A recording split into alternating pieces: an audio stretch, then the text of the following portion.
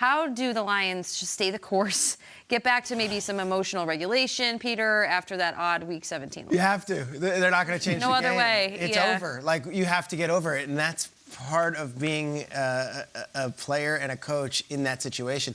You look at it from, the what could have been, and it's what could have been had that gone differently. Well, what could have been is we're potentially the 1 seed, or we're at the very least the 2 seed because we had beaten Dallas head-to-head.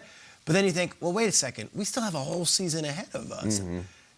They very well might get the 3 seed. Dallas very well might get the 2 seed. We might be talking 2 weeks from now, a 2 versus 3 matchup where Dallas is hosting Detroit in another Saturday night game, and it's going to be another way to do this, and you can get the last word. And I'll put a wrap on everything that was happening from this call. From what it seems like, as we move beyond it and we go, here's where we come out on it. Mm-hmm.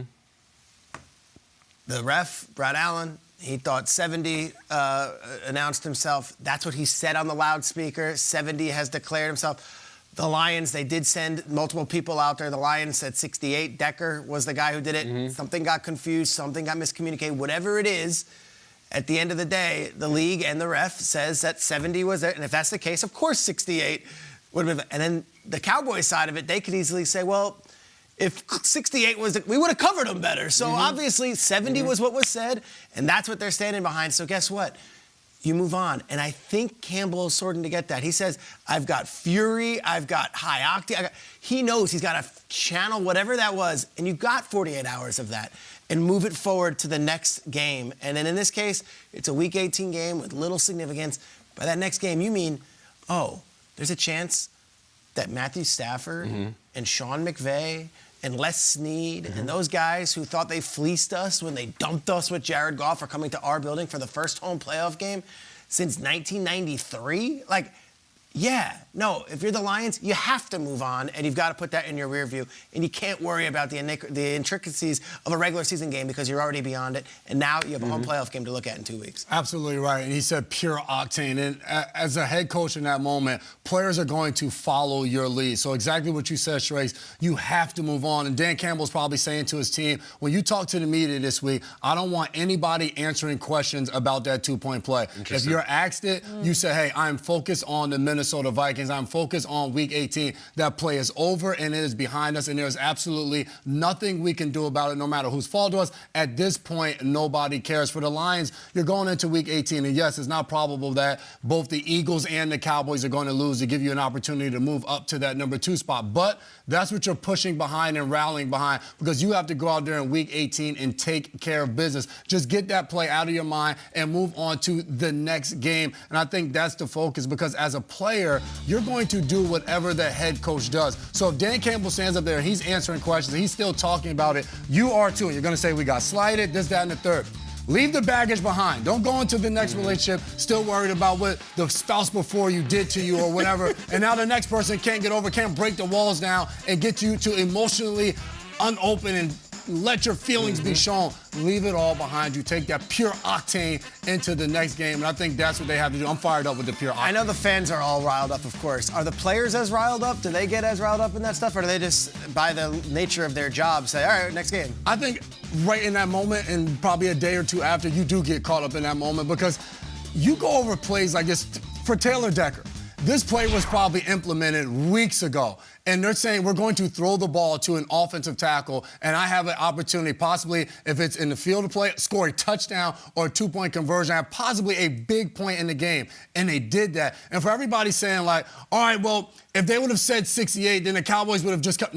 No, that is why you implement these plays, because they do say it, 68 is eligible, and they still score on that play. You've seen tackles for teams score touchdowns, 2-point conversion. If they didn't, offensive coordinators wouldn't call it. It is still a hard play to get lined up on and cover correctly. That is why they do it. And so, yes, for a little while you are, and then eventually that's just the nature of the beast. You move on from losses, whatever happens. Do you think that Campbell has some sort of file that he keeps of phrases that he wants to trot out there? Like, or does he have one of those little recorders? And he's like, that's a good one. Yeah, man, controlled rage. Remember that one for today. Pure octane. Like, everything he says sounds like an Anthrax song. It's so unbelievable. Wait, Kyle, yeah, I have a list. Do you want to read my list? Sure. Please, read it. Sure. Read what I just put there.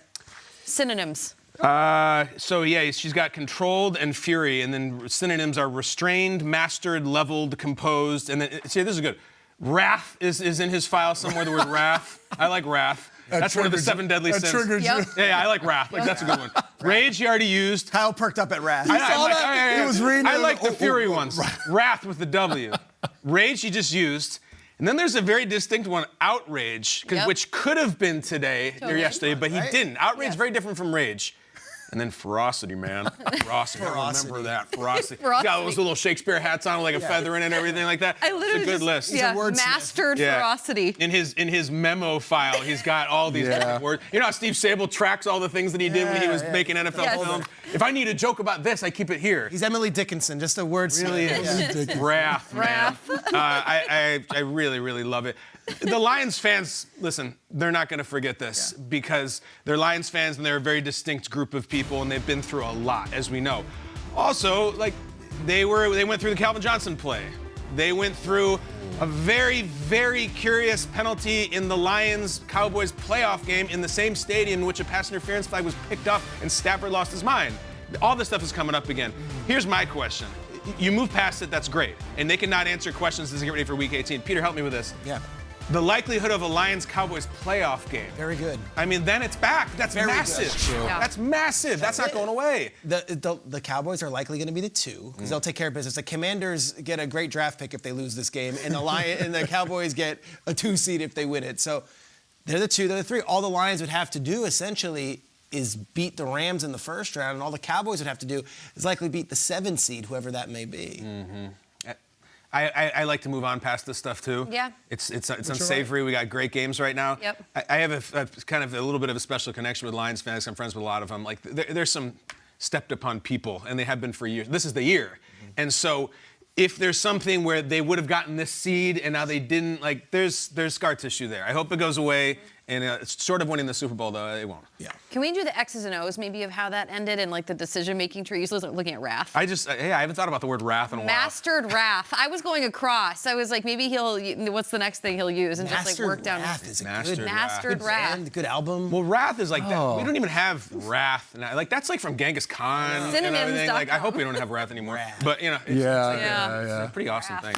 Bygone era. The X's and O's of the decision-making tree of like why he kept going for 2 at the end of that game, and Peter really just like the defense wasn't really like holding that strong against the Cowboys in the way they were playing in that moment. So when in terms of the Lions moving forward, what's the tenor of how the Lions were playing in a game? Well, that's the whole thing. I think there's a big pushback saying you're going for it from you like he was on tilt, like he was at the poker table or something, or he's in tin cup and he's that guy and he's like, I'm going for it no matter what. The strategy might have also been, hey, this is a regular season game. We've already clinched it. The longer we go into overtime, the more chances we get injuries. Like, let's just end this thing one way or the other.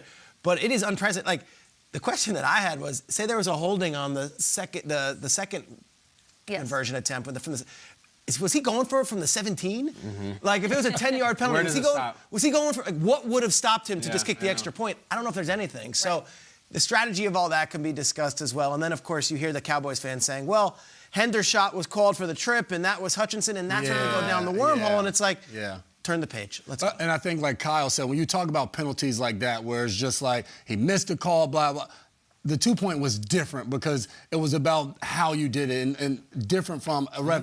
Human eyes, you just missed a call, totally different from an operation standpoint.